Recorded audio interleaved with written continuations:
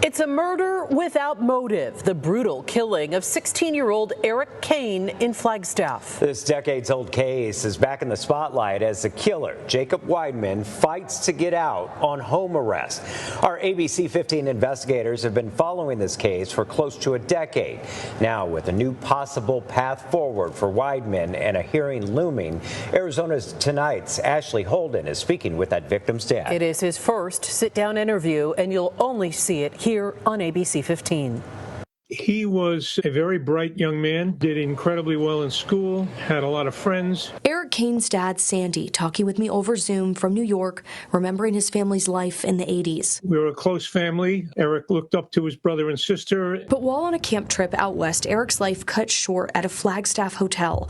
One of the other boys on the trip, Jacob Weidman, also just a teen, stabbing Eric twice in the chest, leaving him to bleed to death. It's hard to grapple with the fact that someone did this, had no motive, had nothing, and just killed your son. It's not hard, Ashley. It's impossible. The case drew national attention, with Weidman ultimately sentenced to life in prison with the possibility of parole after 25 years. My full name is Jacob Edgar Weidman. ABC15 started following the case in 2016. Chief Investigator Dave Biscabine exposing that Weidman had married two of his prison psychologists, one of whom was working for the state until Dave's story. How do you feel about the state terminating your contract? I have no comment.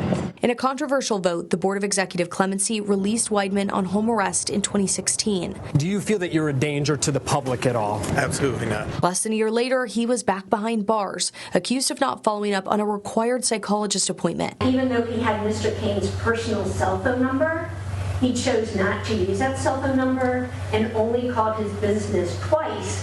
One day, back to back. Ever since, Weidman has been fighting the violation accusation and claims the process that followed, the board revoking his home arrest, didn't follow due process. The battle brought Weidman and his legal team before the board multiple times and even before numerous Superior Court judges. Mr. Weidman has served 6+ and counting additional years in prison for failing to book an appointment with the doctor on a single day when the doctor was unavailable and out of the office. While Weidman has been trying to take his case to the Arizona Court of Appeals, Sandy learned this fall that the board is considering a settlement agreement in December that could place Weidman back on home arrest, the possibility pushing him to speak out on camera for the first time. Why I'm so dedicated and work so feverishly to keep him where he is.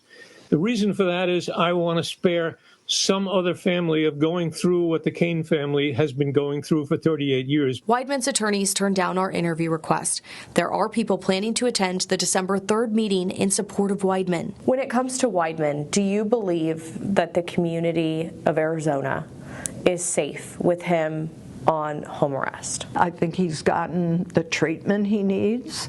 I think his demonstrated behavior over 9 months when he was out demonstrated that he wasn't a threat to anyone. ABC15 reached out to the board and the state attorney general's office, who both turned down interviews. The Department of Corrections saying they had no one available before not responding to multiple follow-up requests. I take solace in the fact that the board has the right to turn him down.